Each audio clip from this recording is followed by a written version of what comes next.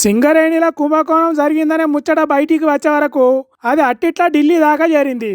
ఇంత జరుగుతుంటే కేంద్ర మంత్రి కొంత కూడా తెలియనట్టు ఎట్లా ఉంటాడని బీఆర్ఎస్ పార్టీలు అనే వరకు సెంటర్ మంత్రికి శక తాకినట్టయి ఆగ మేఘాల మీద బొగ్గు గనుల శాఖ ఎమర్జెన్సీ మీటింగ్ పెట్టిండు. నైని కోల్ బ్లాక్ మైనింగ్ టెండర్లల్లా గోల్మాల్ జరిగిందనే ముచ్చట మీద చర్చలు చేసిండ్రట. మొత్తం అవినీతే జరుగుతుంది, సింగరేణిని దోసుక తింటాన్రు, దాని మీద సిబిఐ విచారణ జరపాలి అని మాజీ మంత్రి హరీష్ రావు గట్టిగానే అడిగిండు కదా. కిషన్ రెడ్డి గారికి కూడా ఒక లేఖ రాస్తా ఉన్నా. కిషన్ రెడ్డి గారు, మీరే కేంద్ర బొగ్గు గనుల శాఖ మంత్రి.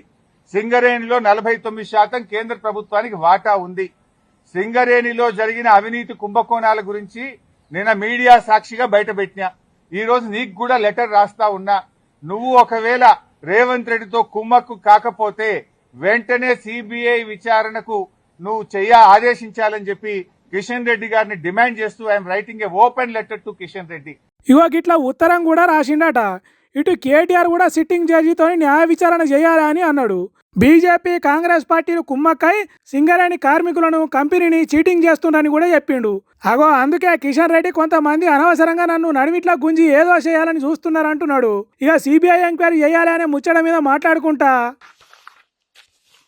సిబిఐ దర్యాప్తు చేయడానికి రాష్ట్ర ప్రభుత్వం ముందుకొస్తే, రాష్ట్ర ప్రభుత్వం ప్రతిపాదిస్తే తప్పకుండా ఈ విషయంలో కేంద్రం పరిశీలిస్తుందనే విషయాన్ని సందర్భంగా మనవిస్తుంది. ఒక్క నైని కోల్ బ్లాక్ కాదు, యావత్తు సింగరేణిలో జరుగుతున్నటువంటి అక్రమాల మీద చర్చ జరగాల్సిన అవసరం ఉంది. ఇన్నరా, ఒక నైని కోల్ బ్లాకే కాదు, మొత్తం సింగరేణిలో జరుగుతున్న మొత్తం మోసాల మీద సిబిఐ ఎంక్వైరీ జరగాలన్నట. కాకపోతే దానికి రాష్ట్ర ప్రభుత్వం సిబిఐ ఎంక్వైరీకి ఓకే చెప్పాలట. అట్లా అయితేనే సింగరేణిని కాపాడుకోవచ్చట. మరి రేవంత్ రెడ్డి సర్కారు సిబిఐకి ఓకే చెప్తుందా? సరే అంటే ఎప్పటి నుంచి జరిగిన అవినీతి మీద ఎంక్వైరీ చేస్తారు.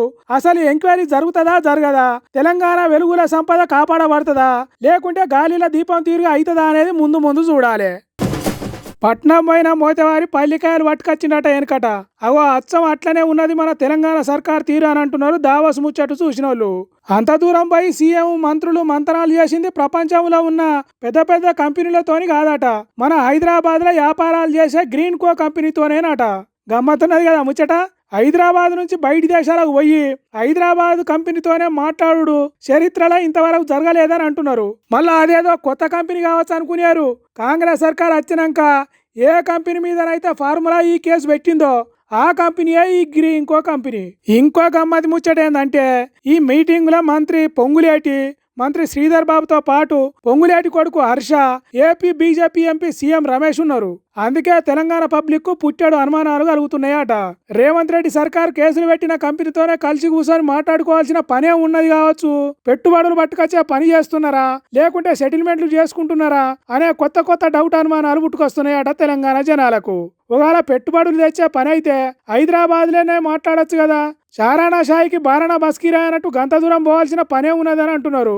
రాష్ట్రానికి పెట్టుబడులు పట్టుకొచ్చే పనే అయితే వ్యాపారాలు చేసే మనుషులను కలిసి మాట్లాడాలి గాని ఏపీ రాజకీయ లీడర్లతోని ఏం పని అంటున్నారు. అందుకే ఈ అనుమానాలన్నీ ఉత్తయే, మేము దావస్కొచ్చింది దండిగా పెట్టుబడులు తెచ్చటానికి అని పబ్లిక్ అనుకోవాలంటే ప్రపంచ కంపెనీలు తెలంగాణ వాకిట్లకు వారేటట్టు చేయాలి. చదువుకున్న పిల్లగాళ్లకు నౌకరు దొరకాలి. అప్పుడే ఈ డౌట్ అనుమానాలు పంచాలు అవుతాయని అంటున్నారు. మరి చూడాలి కాంగ్రెస్ సర్కారు ఎన్ని పెట్టుబడులను తీసుకొస్తుందో, ఎంతమందికి నౌకర్లు కల్పిస్తుందో చూడాలి.